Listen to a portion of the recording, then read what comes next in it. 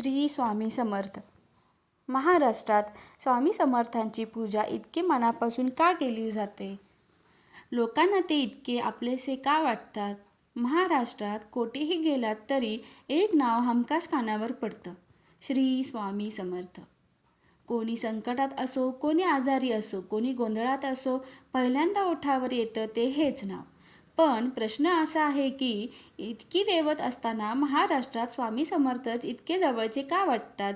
याचं उत्तर साधं नाही. ते अनुभवात आहे, श्रद्धेत आहे आणि माणसाच्या मनाशी जोडलेलं आहे. स्वामी समर्थ फक्त देव नाही, तर आपलासा आधार.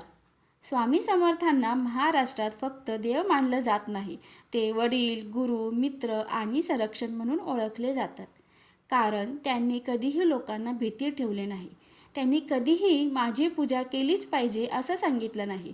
त्यांचा स्वभाव होता थेट, साधा आणि स्पष्ट. माणूस जसा आहे तसाच स्वीकारणारे, चुकांवर प्रेमाने बोट ठेवणारे आणि योग्य मार्ग दाखवणारे असे स्वामी होते. महाराष्ट्राच्या मातीशी जोडलेले स्वामी.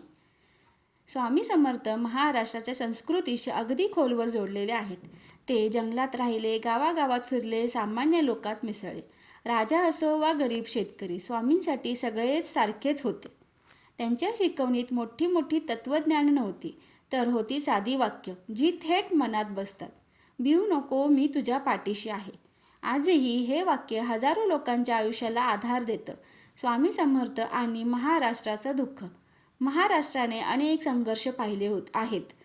दुष्काळ, कष्ट, गरिबी, मानसिक ताण, अन्याय. अशा वेळी लोकांना हव्या असतात मोठ्या चमत्काराची नव्हे, तर मनाला धीर देणाऱ्या शब्दांची.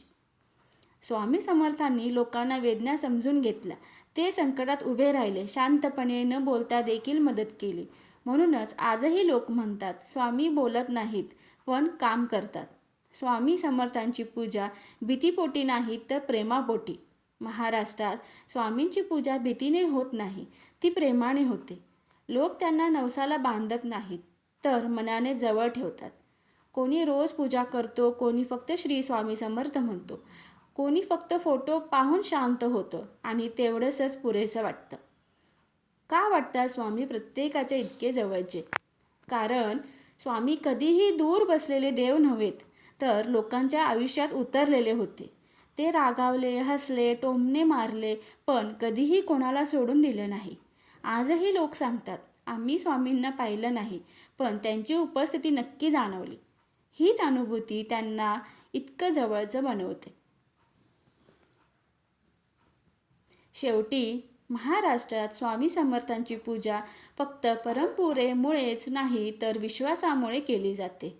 ते नाव उच्चारताना मन शांत होतं, डोळ्यात आशा येते आणि मन म्हणतं, काहीही झालं तरी स्वामी आहेत. आणि कदाचित म्हणूनच महाराष्ट्राच्या प्रत्येक घरात, प्रत्येक मनात स्वामी समर्थ आजही जिवंत आहेत.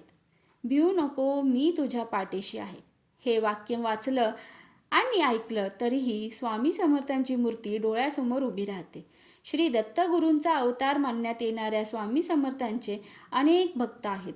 कर्म करत राहायचे, त्यांचे फळ कधी ना कधीतरी मिळतेच. ते मनात स्वामींची भक्ती करण्यात लीन होणारे भक्त नेहमी संकटातून तरतात, असा विश्वास भक्तांना आहे. कितीही संकट आली तरीही स्वामींचे नामस्मरण केल्यानंतर आणि स्वामींनी सांगितलेले जीवनाचे सार लक्षात घेऊन वागल्याने नक्की जीवनाचे सार्थक होते, असे मानण्यात येते. स्वामी समर्थांची अगाध महिमा आणि त्यांच्या अवतारामध्ये त्यांनी केलेले कार्य हे अफाट आहे.